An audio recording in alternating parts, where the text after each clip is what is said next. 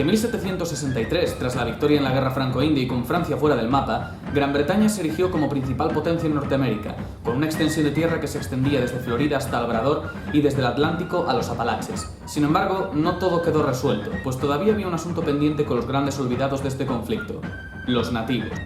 Aunque muchos nativos apoyaron a los británicos en el conflicto, una gran cantidad de tribus y naciones indias se decantaron por el bando francés, no en vano, pues llevaban siendo aliados durante muchos años. Estas tribus, obviamente, no vieron con buenos ojos que los británicos se estableciesen en su territorio. De los asuntos nativos se ocupó el general Geoffrey Amherst. Este creía que con Francia fuera de juego, los nativos no tendrían otra opción que aceptar a Gran Bretaña como nueva soberana. Sin embargo, no contó con que estos acabarían asqueados de los británicos, pues sentían que no les trataban como aliados, cosa que sí hacían los franceses, sino como esclavos. Entre las políticas de Amherst que cabrearon a los indios estuvo el hecho de que en 1761 ya decidiesen cortar los suministros que llegaban a las tribus.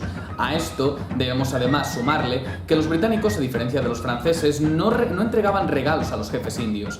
Este gesto diplomático estaba cargado de simbolismo para los indígenas, pues sus jefes acostumbraban a repartir dichos regalos entre sus gentes, lo que les hacía ganar respeto y prestigio.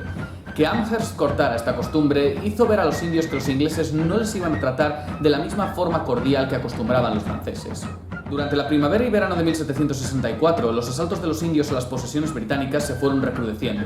El mayor golpe se dio en Virginia, donde asesinaron a más de 100 civiles, pero el suceso más famoso fue el acaecido en Pensilvania, conocido como la masacre de Enoch Brown, donde 4 indios Delaware mataron y arrancaron la cabellera a Enoch Brown, un profesor de escuela, y a 10 alumnos. A pesar de que el profesor implorase que le perdonaran la vida a los niños, los indios no hicieron caso y los mataron a casi todos. El jefe de los perpetradores de la masacre, Nepaug Wisse, o Corredor en la Sombra, les reprendió tachando la acción como acto de cobardía.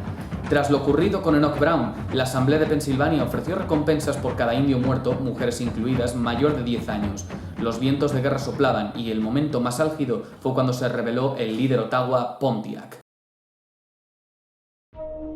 Pontiac, cuyo verdadero nombre era Opuandillac, se vio muy influenciado por Neolin, el llamado profeta Delaware, que predicaba sobre cómo los indios debían expulsar a los colonos europeos y volver al modo de vida de sus ancestros, rechazando al mismo tiempo cualquier cosa que proviniese de ellos, como armas, alcohol y, por supuesto, nada de comercio con los blancos.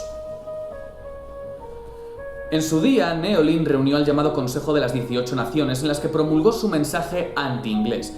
Era obvio que alguien como Pontiac, que además había luchado por los franceses en la Guerra Franco-India, se vería muy influenciado por lo que él decía. De hecho, aparentemente fue Pontiac quien dirigió a sus hombres contra Braddock en 1755. Las acciones de Pontiac a lo largo de la frontera demostraron a los británicos que pacificar a los indios no iba a ser cosa fácil, sobre todo después de lo que ocurrió en Fort Pitt. Fort Pitt fue el nombre que recibió el antiguo fuerte francés Fort Duquesne en honor al primer ministro Pitt el Viejo. Allí se habían refugiado por lo menos 550 personas, incluidas 200 mujeres y niños. Los indios asediaron el fuerte el 22 de junio de 1763. Amherst se vio superado por la situación, quien tuvo la idea de usar la guerra bacteriológica contra los indios, tratando de infectarles con viruela desde el fuerte. No se sabe si el descabellado plan de Amherst tuvo éxito, pero sí se sabe que muchos indios murieron de viruela durante la rebelión. Los británicos derrotaron a la coalición de indios en la batalla de Bushy Run, tras una emboscada fallida por parte de estos últimos. Pero tras los eventos de Bushy Run, vino una estrepitosa derrota de los británicos en Devil's Hole. La derrota en la llamada masacre de Devil's Hole fue un duro golpe para la moral británica, aunque mayor fueron las consecuencias de los civiles que se tomaron la justicia por su propia mano contra los indios. Los más sanguinarios fueron un grupo conocido como los Paxton Boys. El descontento por parte de los colonos, quienes creían que su gobierno no estaba haciendo lo suficiente para protegerlos, se hizo evidente cuando un grupo de estos se alzó en armas en la localidad de Paxton, Pensilvania. Lejos de atacar a los rebeldes, los Paxton Boys dirigieron su ira contra los indios residentes en los asentamientos blancos, quienes vivían pacíficamente y en su mayoría eran cristianos. La acción más brutal de los Paxton Boys se dio en Lancaster, donde el gobierno local había cobijado a los indios locales en la prisión para mantenerles a salvo. No sirvió de nada, ya que los Paxton Boys entraron en las cárceles y masacraron a los nativos. El propio gobernador John Penn ofreció una recompensa para aquellos que lograsen atrapar a los asesinos, pero nunca consiguieron identificarlos. Muchos indios de Pensilvania huyeron a Filadelfia buscando auxilio, donde una milicia local y tropas británicas lograron frustrar los planes de los Paxton Boys en la ciudad.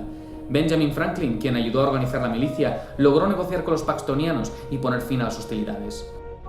Con el paso del tiempo, Pontiac fue perdiendo apoyo, lo que le llevó a firmar un tratado de paz en 1765 en Osceola, Nueva York, ratificado por William Johnson, quien por aquel entonces era superintendente de asuntos indígenas. Entre las condiciones del tratado de paz estaba que Pontiac no fuese hecho prisionero y se le permitiese regresar a su hogar con su familia. El tratado de paz no fue ni de lejos una sumisión, ya que no se cedieron tierras ni se tomaron prisioneros. Sin embargo, el conflicto abrió a los británicos el paso al Valle del Ohio desde los Apalaches, lo que llevó a nuevas hostilidades, aunque Pontiac luchó para ratificar la paz, cosa que no agradó a los guerreros más jóvenes e impetuosos. Al final, el líder indio murió de un hachazo en la espalda en la localidad de Cahokia.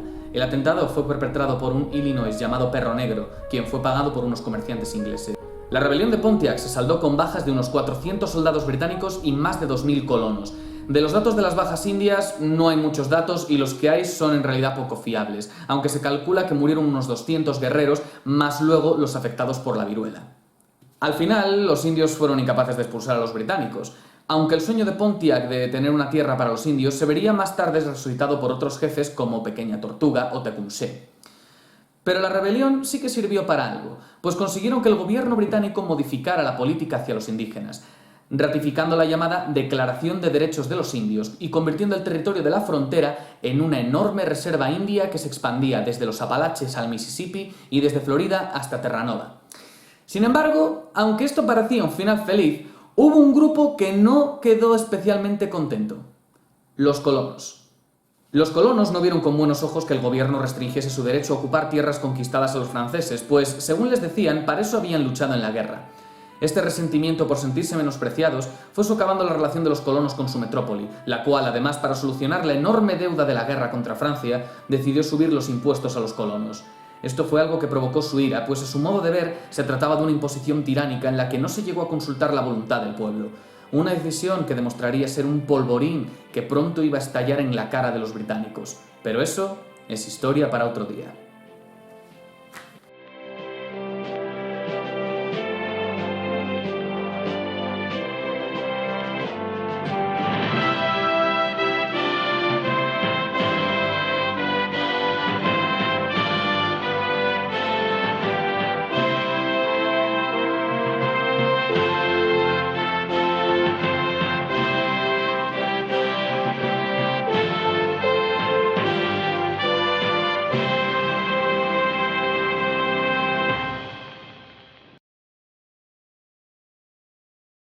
Saludos bucaneros, esto es Navegando por la Historia y yo soy Lobo el Navegante y me alegro de que te hayas quedado hasta el final porque quería decir una cosa, muy breve, no te entretendré mucho. En un principio esto de la historia de América lo iba a hacer como una trilogía, en plan como hice la historia de la piratería, pero he pensado que hay mucha información, hay muchos eventos, hay muchas cosas que quiero contar y no me va a quedar bien si lo hago simplemente en 3 vídeos. Ya queda claro que condensar demasiada información es malo. Por eso, siguiendo algunos consejos de gente cercana y demás, he decidido hacer vídeos más cortos y quizás en algún caso más escuetos para así mostrar cierta información concreta y que sea más ameno de contar. No os perdáis el próximo episodio en el que hablaré de... ¡Oh, sus impuestos!